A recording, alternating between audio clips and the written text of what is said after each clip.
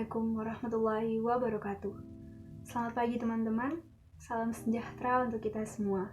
Semoga kita senantiasa diberi kesehatan oleh Tuhan Yang Maha Esa. Amin, amin, ya rabbal alamin.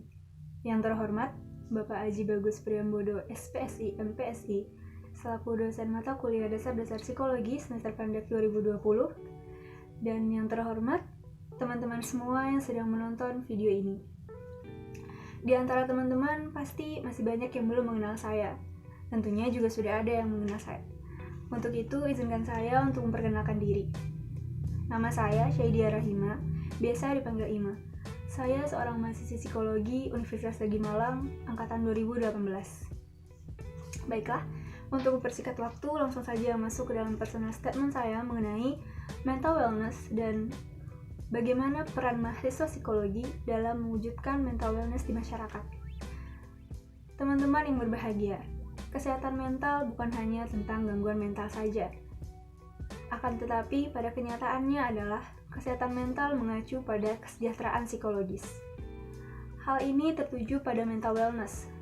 Mental wellness sendiri merupakan kesehatan mental yang terintegrasi penuh oleh kondisi fisik, spiritual, dan harus diperlakukan sama layaknya kita memperlakukan kesehatan fisik.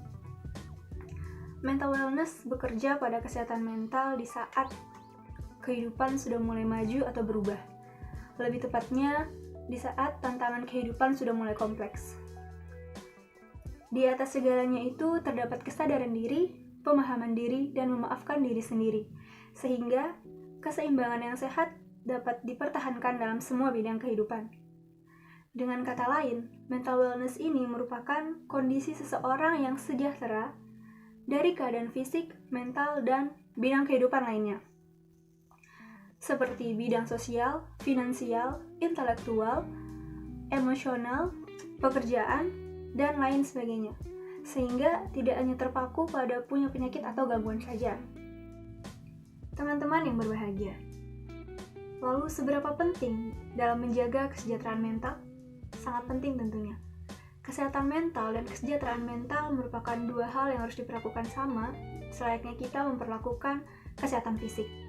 Karena dua hal ini merupakan landasan untuk pengembangan diri yang sehat dan pembentukan hubungan yang sehat dengan orang lain.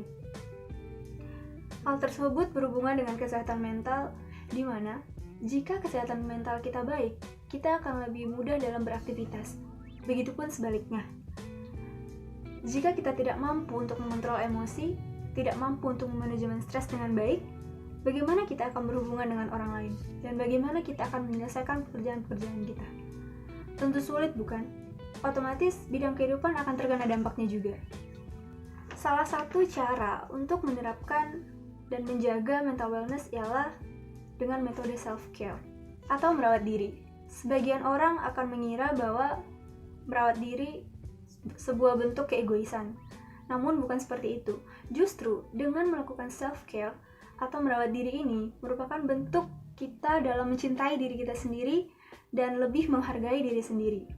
Nah, self-care sendiri dapat dilakukan dengan berbagai cara. Bisa dengan melakukan olahraga selama 30 menit, bisa dengan bangun pagi dan memulai rutinitas pagi, minum air yang cukup, mendengarkan musik, melakukan hobi baru, memasak makanan sendiri. Nah, memasak makanan sendiri atau makan makanan yang sehat, salah satu penelitian menunjukkan bahwa dengan makan makanan yang sehat merupakan salah satu bentuk pelepasan stres.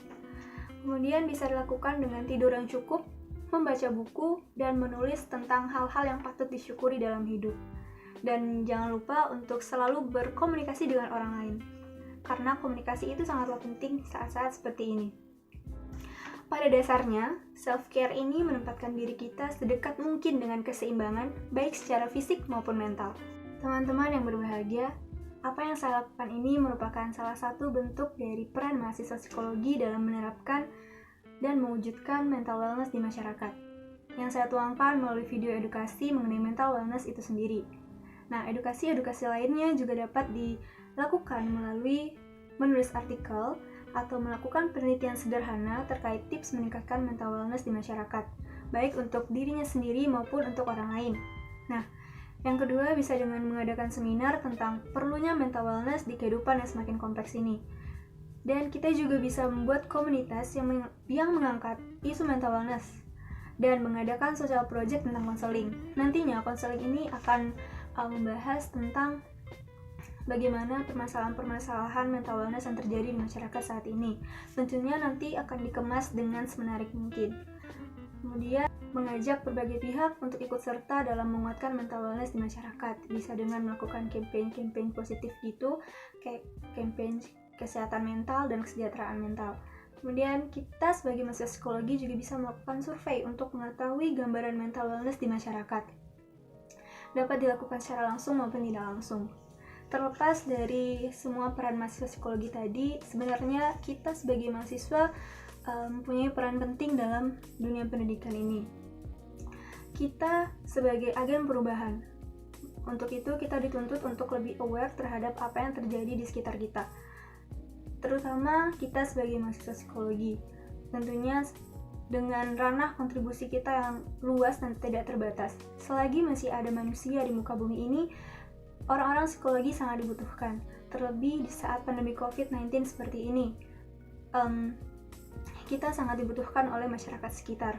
Untuk itu, marilah kita sebagai mahasiswa psikologi untuk mengambil peran-peran kita ini dalam mewujudkan bagaimana meningkatkan kesadaran terhadap kesehatan mental dan kesejahteraan mental di masyarakat. Baiklah, hanya itu yang dapat saya sampaikan. Semoga apa yang saya sampaikan ini dapat memberi manfaat untuk kita semua. Saya akhiri, maaf jika ada salah kata dan perbuatan. Wassalamualaikum warahmatullahi wabarakatuh.